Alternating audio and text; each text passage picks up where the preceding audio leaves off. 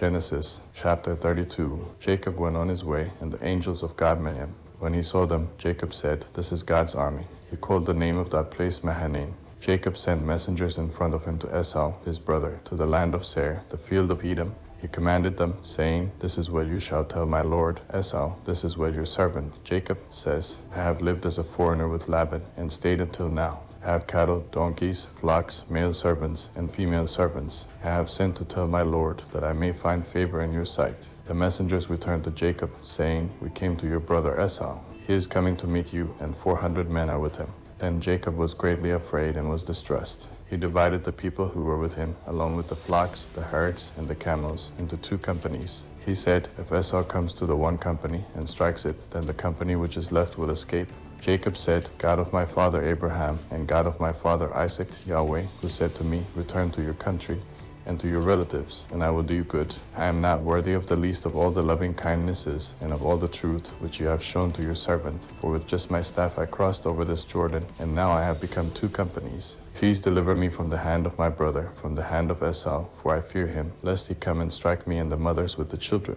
You said, 'I will surely do you good, and make your offspring as the sand of the sea, which can't be counted because there are so many.'" He stayed there that night, and took from that which he had with him a present for Esau, his brother, 200 female goats and 20 male goats, 200 ewes and 20 rams, 30 milk camels and their colts, 40 cows, 10 bulls, 20 female donkeys, and 10 foals. He delivered them into the hands of his servants, every herd by itself, and said to his servants, "Pass over before me, and put a space between herd and herd." He commanded the foremost, saying, "When Esau, my brother, meets you and asks you, saying, 'Whose are you? Where are you going? Whose are these before you?' Then you shall say, 'They are your servant Jacob's. It is a present sent to my lord Esau. Behold, he also is behind us." He commanded also the second and the third, and all that followed the herds, saying, "This is how you shall speak to Esau when you find him. You shall say, not only that, but behold, your servant Jacob is behind us. For, he said, I will appease him with the present that goes before me, and afterward I will see his face. Perhaps he will accept me." So the present passed over before him, and he himself stayed that night in the camp.